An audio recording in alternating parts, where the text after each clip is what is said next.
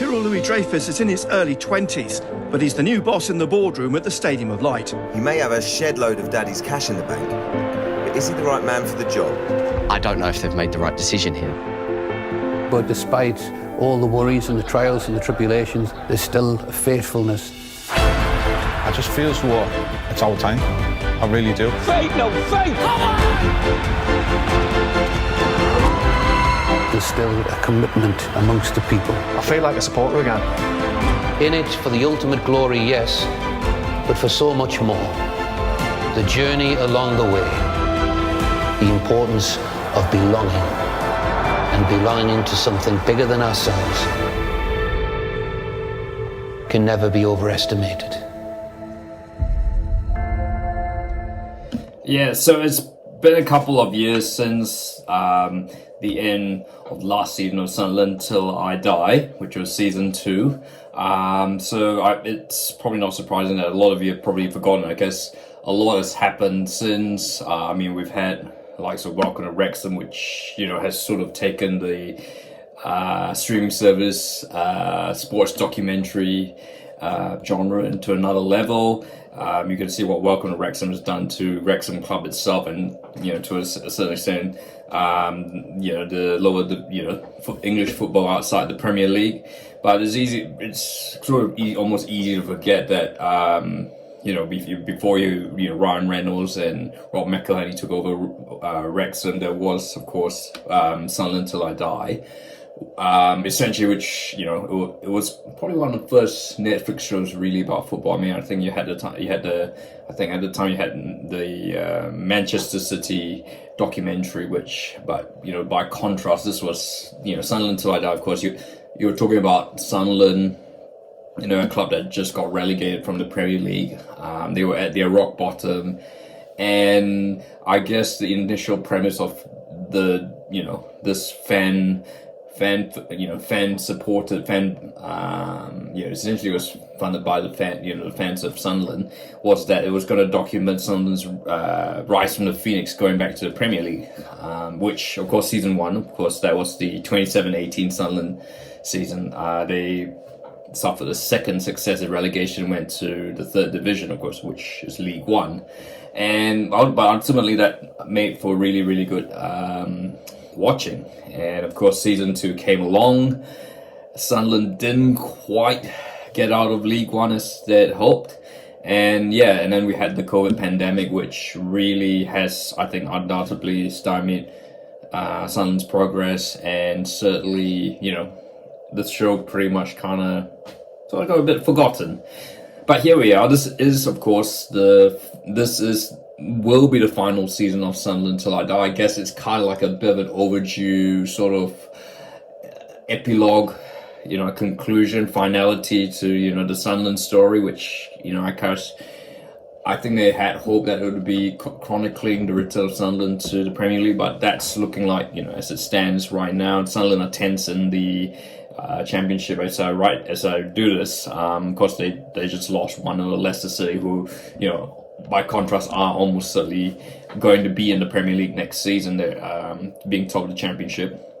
So I guess this kind of offers Sunderland TIl I Die season 3 offers sort of a bit of a finality to that story, and sort of reminds us of sort of a bit more of the I guess we don't really watch these documentaries for the football. The football almost feels secondary, to what is really the most compelling part of the story, which is all about the people. Welcome to Wrexham, that's the strength. Its strength is not necessarily about the football results, although that is, it prides itself, Wrexham trying to get back into the Football League, the results and all that, but ultimately it's more, the most attractive feature is of both Sunderland TIl I Die and Welcome to Wrexham is the people, whether it's Ryan Reynolds, Rob McElhenney, the people, Wrexham, people of Sunderland here. And so speaking of people of Sunderland, I guess jumping a bit there, I think, and that's where I guess it's really nice to see where all these people are. And so going to talk a bit more about that, but there are going to be spoilers, so if you haven't watched it and you really want to watch it, just stop right here. So the season 3 of Sunderland TIl I Die is set. I think it's a good 4 say, no, 3 or 4 seasons, I guess. Apologies, my math is wrong.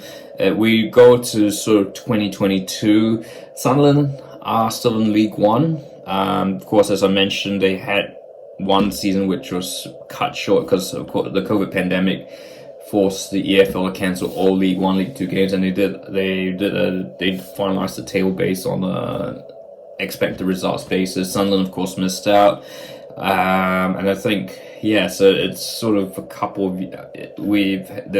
years have sort of dragged on. Sunderland has sort of remained in a bit of League One, this giant club in the northeast.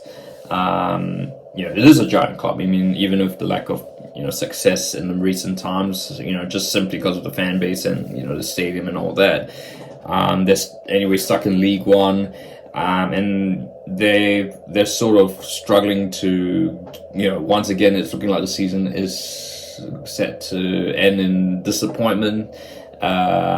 They've had I guess it's kind of just a bit now. I think the thing, of course, is a bit of time has lapsed. I think we're talking now 2 seasons ago now, where season 3 is set. Of course, because Sunderland now spent the last 2 seasons in the Championship, and I guess this is the journey, this is the story of Sunderland, this journey to getting back into the Championship. And I guess, a lot of there are certain things that feel a little bit outdated, and you kind of know what's happened. I guess certainly hiring of Alex Neil, of course. Obviously he was, in season 3, of course, he turns out to be the savior. But of course, as we all know, if you follow football, there was a very acrimonious departure. Not actually long after the following season started at Sunderland, because Alex Neil actually moved to Stoke, and he actually said he wanted to move to a bigger club, which, the irony, of course, of course, Sunderland and Stoke City share similar colours, and I guess maybe Stoke were more recently in the Premier League. I don't know where he got that, but in the event, there was a very acrimonious departure of Alex Neil. But for now, I guess Alex Neil is the hero of the story. I guess he gets Sunderland into the playoffs, and they beat Sheffield Wednesday, another giant in the playoffs, and then they go to Wembley and win their first final Wembley in as many years, again being Wycombe Wanderers, and that gets them back into the Championship. And and obviously we followed the tale of all the super fans that you might, I had to kind of refresh. You had the taxi driver, you had the dad and his son, an ex-player, and then you've got these 2 super fans, and of course, look, I guess it is. I think what I love is the realism about it. Yes, it's all about the football, but I think it feels like there is more to life than football. It's the way it's just, how football gets these lives together. They're ordinary people in the northeast of England, but pretty unremarkable, but they just have that one passion of football, which, takes them out from the dreariness of their lives. And I guess, the ending is probably one of the most bittersweet you could ever think. Because one of them does pass on, and the ending is pretty much focused on that funeral and people talking about the memories and all that. Bittersweet, I guess, obviously someone passing on, one of the more, most popular characters from the documentary passing on, I guess, on essence, it's sad, but I think there is sort of the sweet element of it where, it's they all come together, the emotions, and I guess, and he did get to see Sunderland get into the Championship, so, at least, and I guess he had to know for quite a while, and apologies, the name kind of, maybe, it's a little bit of, you have to go find out, but I guess his name kind of, I can't quite remember his name, but he had to, of course, sell quite a lot of his Sunderland memorabilia. He had to downsize home, just, obviously there were some health issues, and just to follow Sunderland. So all in all, look, there's only 3 episodes. They reach about just over a tad over 40 minutes. So I think it's definitely worth a watch if you're a football fan. I think the thing is with these, it's funny how you have these these not as successful clubs. I mean, Wrexham has now become truly successful, but you're thinking your Sunderlands and all that.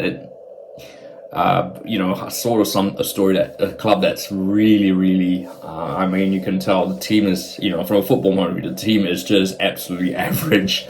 No offense to the guys. I mean, there's a couple of good players there, but it is kind of makes it more of a compelling story that they're struggling, not, you know, that the success doesn't just come, you know, this doesn't land in their basket just like, you know, Man City's. And I guess, you know, you could criticize that for Wrexham a bit because the publicity has kind of allowed them to, you know, get the likes of ex-Premier League players. And this is nothing against Wrexham, of course. I mean, but I think that's probably why a lot of lowly English football fans and, you know, football league fans really despise Wrexham, because it's kind of like, well, they've managed to get all, like, you know, like some Ben Foster, Stephen Fletcher, and James McLean, who play in the Premier League. And yes, they are kind of past it, but it's like, hey, hang on.